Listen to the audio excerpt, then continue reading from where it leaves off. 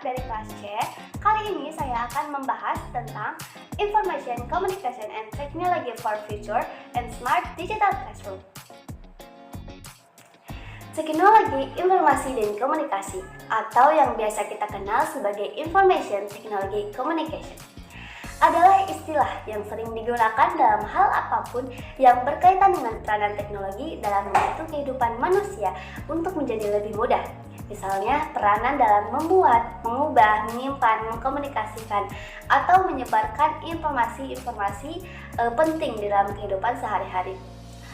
Dulu, teknologi informasi hanya sebatas dengan komputer saja. Akan tetapi, seiring perkembangannya zaman, teknologi informasi semakin berkembang. Menjadi telepon, televisi, ponsel, peralatan elektronik untuk kebutuhan rumah tangga, bahkan jam tangan pun sekarang sudah bisa menjadi alat komunikasi sebagai perangkat tambahan ponsel. Bagaimana teknologi informasi dan komunikasi untuk masa depan? Dari tahun 1990 hingga 2000-an, teknologi informasi dan komunikasi termasuk di Indonesia mulai berkembang, sehingga peralatan komunikasi dan informasi seperti beragam jenis perangkat komputer, televisi digital, radio online, telepon seluler, dengan berbagai merek lain masuk dan berkembang hampir ke seluruh pelosok Indonesia. Untuk melihat bagaimana perkembangan ICT di masa depan, maka kita dapat menggunakan beberapa metode, yaitu yang pertama metode forecasting. Forecasting ini adalah perkiraan mengenai sesuatu yang belum terjadi. Ramalan yang dilakukan pada umumnya akan berdasarkan data yang terdapat di masa lampau yang dianalisis menggunakan metode-metode tertentu. Forecasting ini dibuat dengan tujuan yang dapat meminimumkan pengaruh ketidakpastian yang terjadi di masa depan.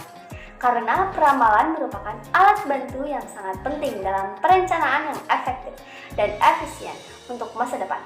Selain menggunakan forecasting, metode Delphi Study atau metode Delphi juga dapat digunakan untuk memperkirakan apa dan bagaimana perkembangan teknologi di masa depan.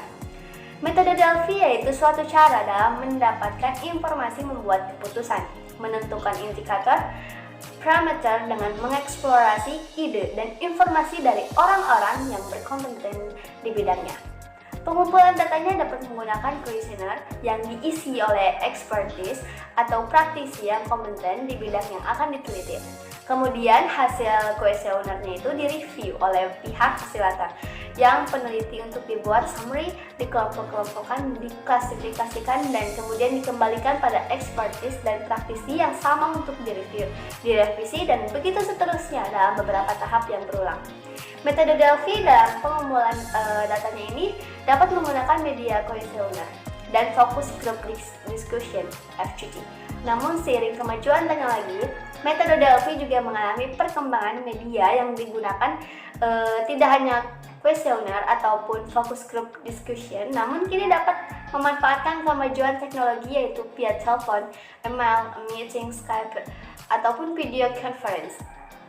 Masa depan teknologi yang tentu saja semakin modern, semakin canggih, dan meratas batasan jarak dan waktu tidak dapat diterima dengan instan. Kita perlu mempersiapkan kelahiran teknologi tersebut mulai dari sekarang, melalui edukasi dan literasi, melalui pemahaman tentang etika teknologi dan komunikasi, terutama etika dunia cyber yang tanpa batas. Lahirnya berbagai teknologi komunikasi di masa depan, sehingga teknologi komunikasi dan informasi dapat dimaksimalkan dengan sebaik mungkin, dan bukan malah disalahgunakan atau hanya sekedar digunakan untuk mengikuti tren perkembangan zaman saja. Apa itu digital? Digital tentu perangkat yang tidak lagi baru jika dilihat dari perkembangannya, terutama pada abad 21. Di era Information Age itu mereka berkembang perangkat-perangkat yang sudah menggunakan teknologi digital. Nah, tentu teknologi digital ini perangkat yang basically itu adalah elektronik yang harus disupport dengan listrik. Di era yang semakin modern, semakin banyak teknologi-teknologi baru termasuk dalam konsep pendidikan. Salah satu konsep pendidikan yang bisa menjadikan bukti kecanggihan teknologi saat ini ialah Smart Digital Classroom. Konsep pembelajaran tersebut menjadi salah satu alternatif dalam proses pembelajaran berbasis teknologi informasi dan komunikasi. Dengan adanya penerapan Smart Digital Classroom ini, media pembelajaran pun berubah dan sumber-sumber yang dibutuhkan untuk belajar ikut mengalami transformasi. Dulu, ketika belum adanya internet, peserta didik ini biasanya mencari tahu informasi dengan membuka berlembar-lembar halaman buku. Akan tetapi, kini peserta didik sudah bisa mengakses informasi yang ingin dicari pada sebuah internet. Smart Digital Classroom sendiri merupakan sebuah ruangan atau kelas yang dilengkapi dengan kecanggihan teknologi digital sebagai upaya menciptakan kegiatan belajar yang lebih modern. Keunggulan dari adanya Smart Digital Classroom ini dapat menjadikan kegiatan belajar mahasiswa lebih interaktif, sebab dalam praktiknya menggunakan aplikasi tak terbatas dan diakses secara online dapat lebih spesifik. Proses perkuliahan tidak lagi memiliki batasan waktu dan juga tempat. Interaksi antara dosen dan mahasiswa ini dapat dilakukan dimanapun dan kapanpun sehingga dapat meningkatkan sistem pembelajaran. Selain itu, kecanggihan lain yang bisa dilakukan pada program Smart Digital Classroom yaitu materi-materi yang telah disampaikan sebagai bahan pembelajaran.